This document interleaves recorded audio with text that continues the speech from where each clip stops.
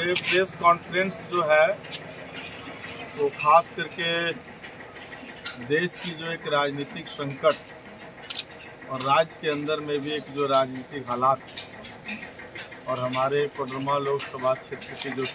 एक राजनीतिक हालात इसी 3 बिंदु पर मैं आज बात कर रहा हूँ। पहली बात तो ये है कि अभी वर्तमान दौर में जो देश के अंदर में जो लोकतांत्रिक संस्थाएं हैं तो देश की जो संस्थाएं हैं उन संस्थाओं को कैसे ख़त्म किया जा रहा है, चाहे वो प्रेस की आज़ादी पर हमला हो, चाहे विपक्षी नेताओं के ऊपर आवाज़ उठाने के कारण मतलब उसकी आवाज़ दबाने का मामला हो, और ये तमाम ऐसे मुद्दे हैं जो भारतीय जनता पार्टी और मोदी जी की सरकार जो है वो एक किस्म लोकतंत्र को ख़त्म करके एक तानाशाही स्थापित कर रहे हैं। कल जो राहुल गांधी को जिस तरीके से परसों सज़ा सुनाई गई और 24 घंटा के अंदर में जिस तरह से उनकी लोकसभा की सदस्यता समाप्त हुई, जबकि अभी 30 दिन तक अपील करने के लिए सज़ा को निलंबित रखा गया है, लेकिन ये भी मौका नहीं देना, तत्परता से जिस तरह से सदस्यता रद्द किया, इससे साफ प्रतीत होती है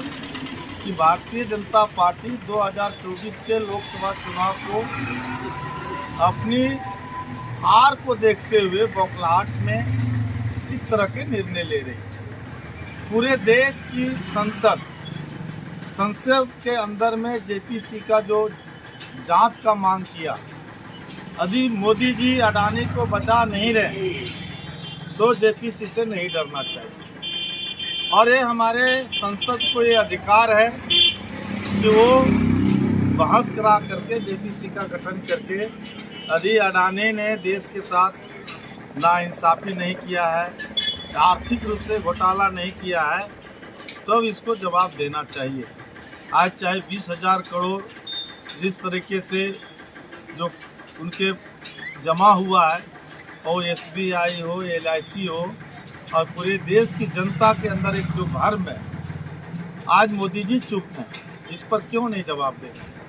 और इसीलिए आज पूरे देश की जनता को और विपक्ष को लोकतंत्र को बचाने के लिए,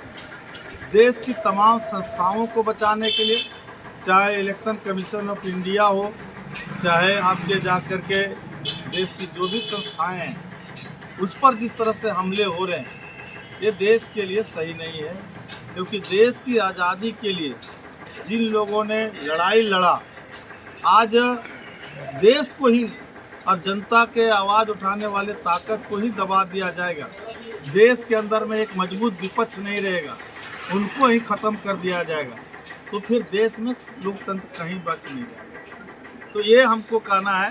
कि भाकपा माले जो है इस तरह के नीतियों के खिलाफ विरोध करती है और इस तरह के हमले का निंदा करती है। और पार्टी जो अभी आप देख रहे हैं कि महंगाई पर, बेरोजगारी पर मोदी सरकार जो विफल रही है, इन तमाम नीतियों को छिपाने के लिए एक राहुल गांधी को टारगेट करके सिर्फ देश के लोगों का मुद्दा भटका रही है। और ये सिर्फ कांग्रेस और ये भाजपा करके पूरे देश की जो छोटी छोटी पार्टियां हैं उसको ख़त्म करने का एक साजिश है। इसलिए दूसरी महत्वपूर्ण बात है कि आप देख रहे हैं कि झारखंड के अंदर में भी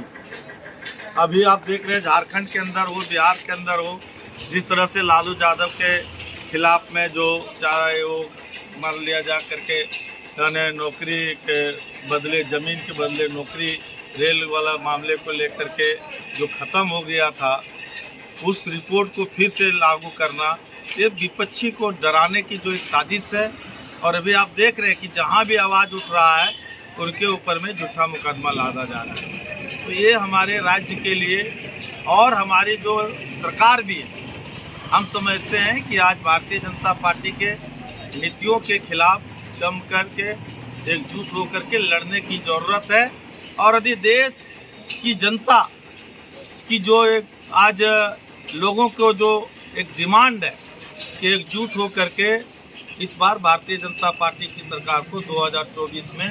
हटाना होगा, तभी हमारा देश और जो है लोकतंत्र संविधान हमारा बचेगा। और नहीं तो जिस तरीके से संविधान को ख़त्म करने की साजिश हो रही है, लोकतंत्र को ख़त्म करने की साजिश हो रही है, आने वाले समय में हमारा देश